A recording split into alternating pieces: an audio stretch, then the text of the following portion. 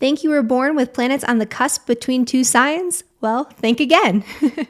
In today's video, we're going to be busting the myth of cusps and giving you some tried and true techniques for interpretation that you can walk away with as well. And this video is actually going to be a short clip from one of the lectures that I'm giving in my 3-part series, The Secrets of Astrology Mastery, which is open now for free enrollment down at the link in the description below. So make sure you check that out. This is a 3-part training that's designed for anyone who wants to learn to give astrology readings, anyone who is out there who is struggling to synergize all of the information available, every bit and piece that you've been learning, in a way that allows you to make your own interpretations and give meaningful, accurate astrology readings. If that's you, then this is for you. So definitely check that out below. And in the meantime, enjoy this little clip about cusps. And I hope to see you in the Secrets of Astrology Mastery on February. And so today we're going to get into some of the gaps, some of the mistakes, some of the things that you might be skipping over. And I'm just going to give you an example of like one of each thing. So we're going to talk today about a myth, which is sign cusps. Even some more well-versed astrologers think that these are a thing and they're just not. You might not think that they're a thing and you might already know this, but I'm going to give you some additional information about the anoretic degrees and the 0 degrees and other things in this presentation that you'll probably be quite interested in. We're also going to discuss the signs and the houses and how they're not the same. And so there's this kind of modern notion that the signs equal the houses. So Aries is the first house, Taurus is the second house, Gemini is the third house, et cetera, et cetera. And that just isn't the case. And we're going to discuss why that isn't the case and why this messes people up really bad when they start giving readings. And then we're also going to discuss some very important information about the tropical zodiac that most people have access to, but they often gloss over and they don't understand how to actually use this information in their interpretation. And this is a big one that's a key to understanding planetary aspects. And so let's get into the first myth, right? So we have a myth here, we have a mistake / misinformation, and then we have a misunderstanding or a kind of a gap in the knowledge base. So the first one is the zodiac sign cusps. And so if you are somebody who thinks that being born on the cusp between two sun signs mean that you have the combined energy of those two signs, think again. That is absolutely not the case. And this is a common misconception. So if you've believed this, that's okay. This misinformation is spread around all over the place, not just in kind of like the mainstream like sun sign horoscope arena, but even in the kind of deeper astrological community. There's a lot of confusion about this. And a big reason for it is because of the popularity of sun sign horoscopes. Sun sign horoscopes are really what repopularized astrology in the modern time period.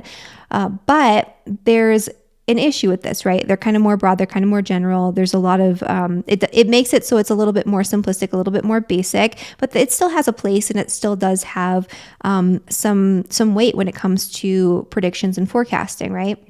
But the sun sign horoscopes became popular because they're very easy for everyone to just kind of go through, look at the dates when they were born and know their sun sign. Almost everyone knows their sun sign, except the people that were born on a cusp, right? So if someone was born on a day when the sun changed signs, they might not know what their sun sign is. And so they had to come up with a way to fix this or make it easier for people to understand their sun sign horoscopes. And so the solution to this was to say that you're on the cusp and you are a blend of these two signs, which is not true at all. Really what you would need is to find the time of your birth and to look at an ephemeris or have an astrologer look at it for you and they could tell you your sun sign, right? You're either in one sign or another. And so there's no blurred lines with the tropical western zodiac. It's not based on the constellations like the sidereal zodiac, which we'll talk about in a little bit. Like these are markers that are based on different segments of the horizon. They're based on the solstices and equinoxes and calculations from there. And so they're static. They're very like cut and dry. And one of the things too with this is that the 29th degree of one sign is very different from the 0 degree of another. So not only are two zodiac signs that are in sequential order are going to express themselves in very different ways. Think the slow, calm, nurturing energy of a Taurus versus the kind of scattered, excited, social, high energy of a Gemini or of an Aries, right? An Aries versus a Taurus, like those are completely different things. And so think about how different that is, and then add in this layer that the 29th degree of any sign is very different from the 0 degree of any sign. And so this actually changes it even more so, which we'll talk about in just a second here. But so you might be thinking at this point, well, I know someone who's on the cusp and they do feel like they have the energy of more than one sign, or I feel like I have the energy of more than one rising sign, or more than one, Mercury sign or whatever. That's okay. You might feel that way, but there's always an astrological reason once you get in and pick apart the chart and understand it in a more complex way. It's not cut and dry like this planet in this sign equals this, right? We're looking at layers and layers of interpretation and interconnection between the planets. And so we'll talk about that in just a second as well. But first, let's talk about why you wouldn't want to just say that everyone is a mix of two signs when they're on the end degree of one sign or the beginning degree of another sign. So the 29th degree is very different than the 0 degree. The 29th degree, let's start there, is considered the anoretic degree. And so this is a degree of any zodiac sign that represents endings and transitions. It's the end of that sign when you're kind of the energy is becoming more unstable, more unfocused, more mutable as it transitions into the next sign. It doesn't mean it blends with the energy of the next sign. It just means that it's lacking the same stability as the earlier degrees. It's becoming less focused, so that way it can move into that transition if you want to think about it in that way. And so it becomes more volatile, it becomes more unstable, it becomes more unfocused, and it becomes more mutable. And not technically mutable, because unless it's an immutable sign, but it becomes more malleable, right? And so if you have a planet at the 29th degree, it's going to take on these qualities. The expression of that planet is going to be more volatile, more unstable, more unfocused. The expression of that planet, when you come into more specific interpretations, predictions, things like that, when you're looking at actual tangible experiences, can be tied to endings and transitions. This can also represent lessons that you've already learned in previous lifetimes. It's a lifetime of wrapping up with this planet and with this energy and moving on. So you're kind of tying up loose ends in this lifetime and moving on to something else. You've been there, done that, and you're getting ready for the next phase. That's kind of what it symbolizes. It's also like that transcending the boundaries between two energies or two worlds, and it happens to be the degree of clairvoyance. And so I've noticed with many of my friends, family, clients, especially, that when you have a lot of 29th degree energy, especially when it's personal planets, so Sun, Moon, Mercury, Venus, Mars, there's an energy here of understanding things in a deeper way, or seeing things beyond what the average person can see or understand. And again, the way that shows up depends on which planet and which sign and all these other factors. But there is this energy here of clairvoyance, or it doesn't have to be clairvoyance, because it could be clairaudience, it could be clairsentience. It's just like a knowing or an understanding, or a deeper way of being able to view something that is beyond the veil of normal perception.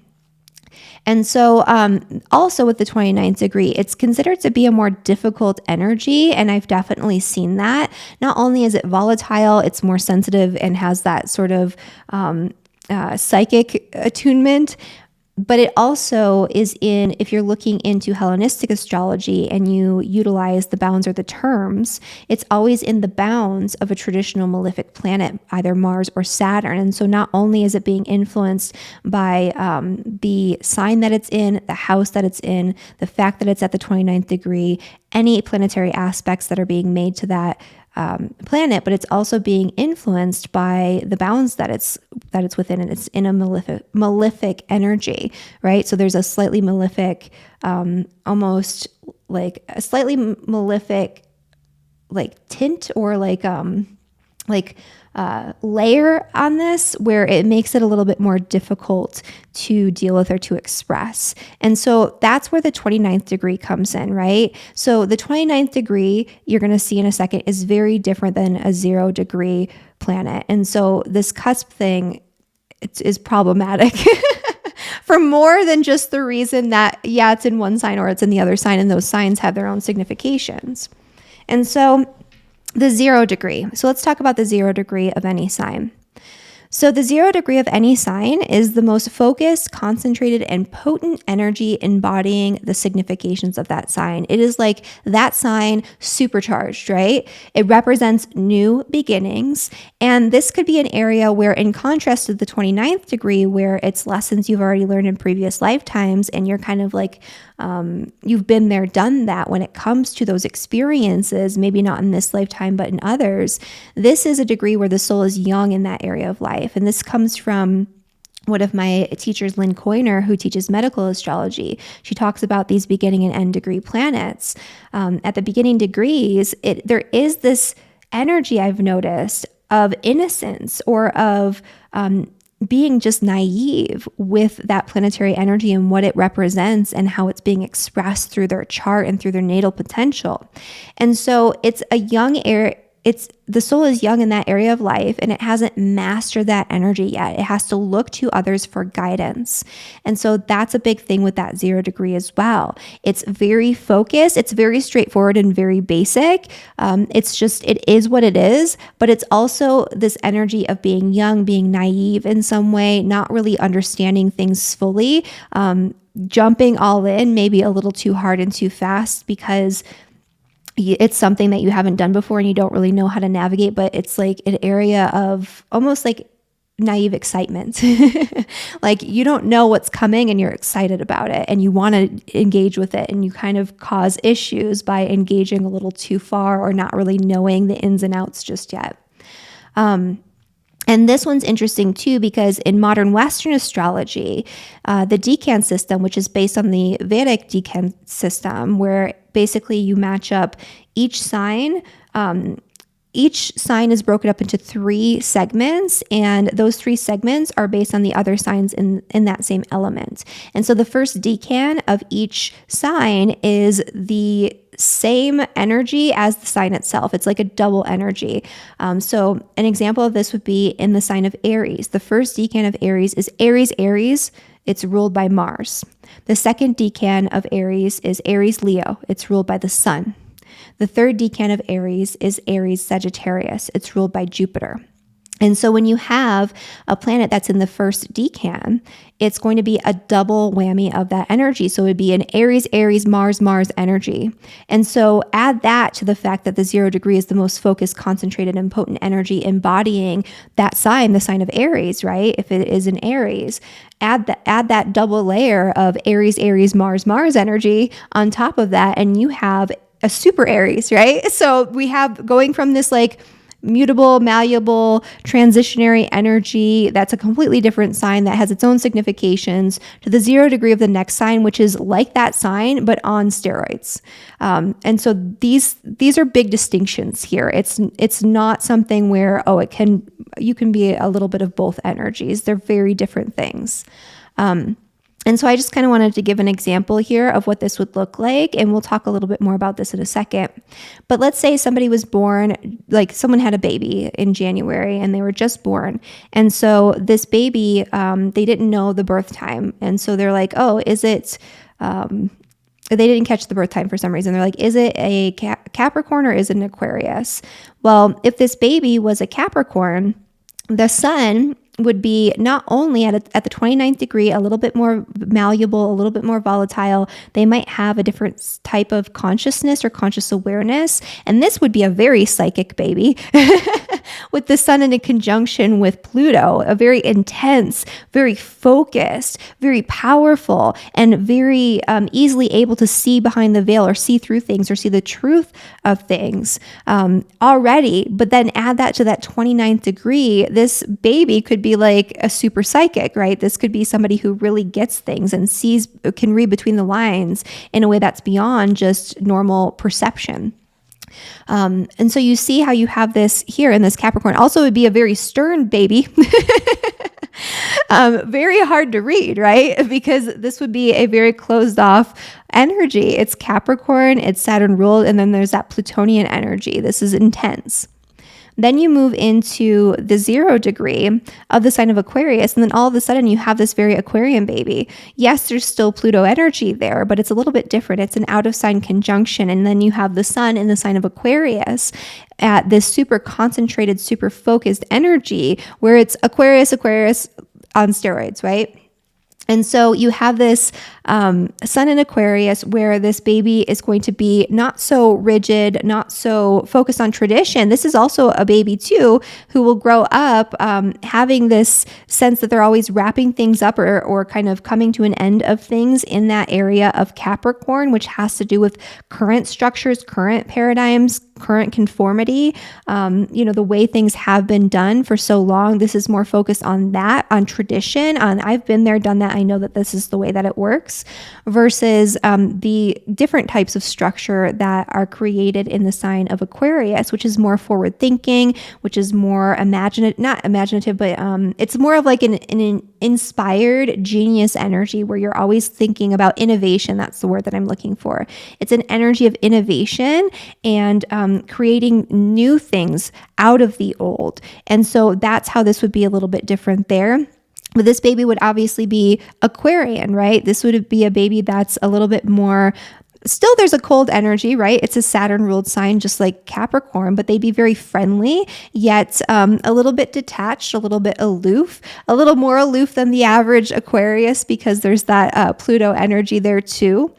They'd be a little bit more social than, this baby right here.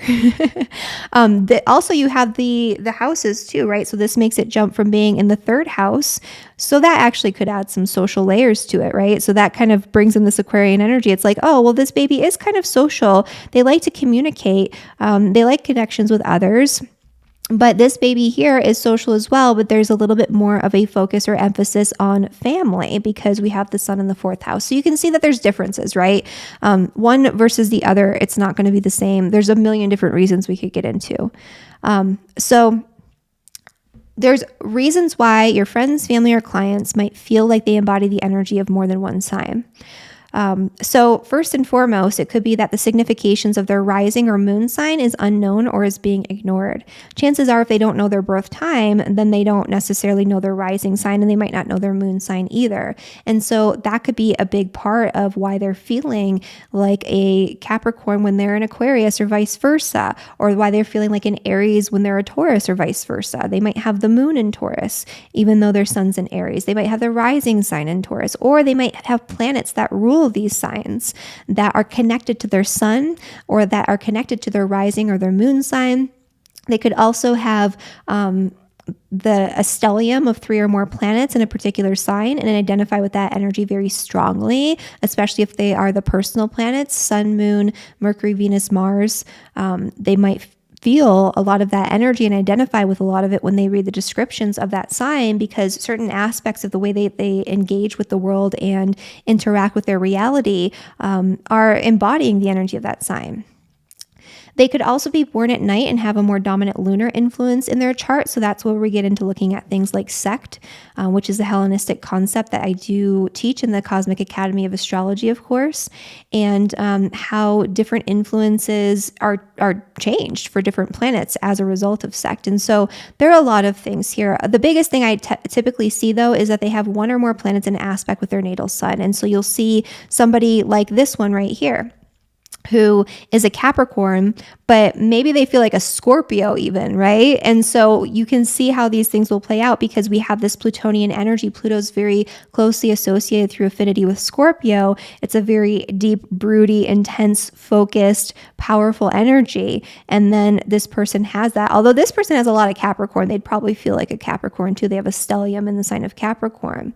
This person here, even though they're an Aquarius, they might feel like they're a Capricorn, right? Because we have the moon in Capricorn. We have Mercury in Capricorn. Mercury rules their communication, their thinking, their analytical mind. And so they might have a more Capricornian way of thinking, speaking, rationalizing things. And then their moon in the sign of Capricorn represents their internal subjective sense of reality, which would be expressed through that lens of that Capricorn energy.